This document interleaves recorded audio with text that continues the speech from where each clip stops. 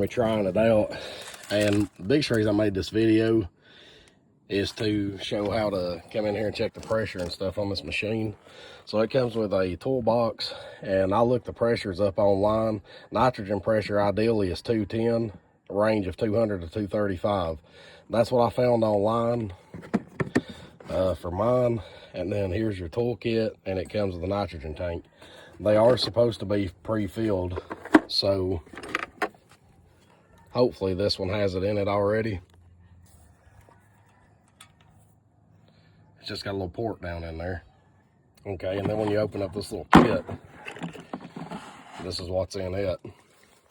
And this gauge will screw down into that port right there on that end. And you have to push that manually. It doesn't lock in. So you just go ahead and screw this thing in.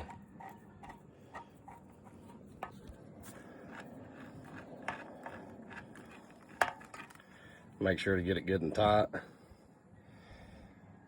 And if you're just checking the pressure, that's all you have to do. You don't have to put this hose on. That's just for the tank.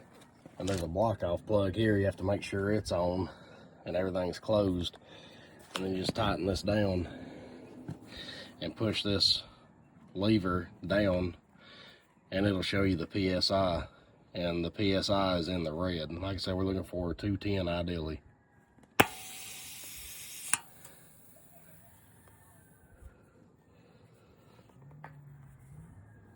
Okay, I heard a small leak, so check these little connections here real fast. All right, I had to tighten these two connections, this to this, to tighten up the O-ring down inside this plunger. Mine was leaking right off the top here. So I just had to tighten that up, and now I think it's working. Like I said, the red is our PSI, so we're gonna go ahead and push it now. All right, as you'll hear, we have no leaks, and I am right at 200 pounds. So we probably need to add just a little bit to this. We could run it where it's at, but it's not ideal. And to vent the pressure, let's open this little nozzle on the bottom. There we go, pressure's out. And then we'll pull this cap, and that's where we'll hook our tank on. All right, here we go. So the plunger's up. That means that the hammer is not open. We got our line on here. Ran it back to the tank here. The tank's closed. As soon as you open the tank, it releases. There's no kind of safety mechanism. So I'm gonna go ahead and open this tank. As you see, when I open it, it went well over 400 pounds. So then all we have to do is hit this to introduce that into the hammer.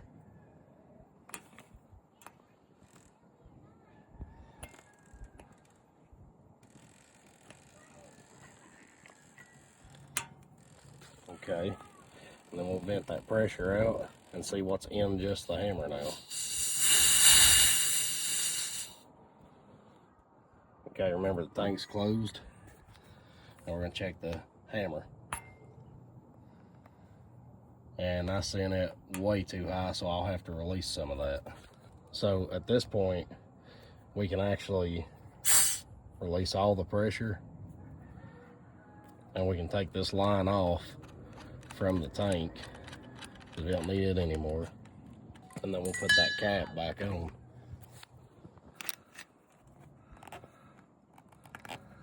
Okay, now let's recheck our charge pressure by pushing down on this. Okay, we're still up close to 300. So you open this drain valve on the bottom, and then you can just give that quick hits to release pressure out until you get the pressure you're looking for. Tighten that back up, and then it'll show you your pressure. And if you can tell, oh, there it is. It's a little blurry. There's some oil splashed up on the screen, but we're setting just over 200 now. Twist this stem right here to get the gauge back out of the hammer, and then reinstall your plug. The plug has an O-ring on it. This port shouldn't leak with this knot in here, but it's more or less a backup to make sure you don't lose pressure. But you just thread it in and tighten it down. Comes with an Allen key to fit it.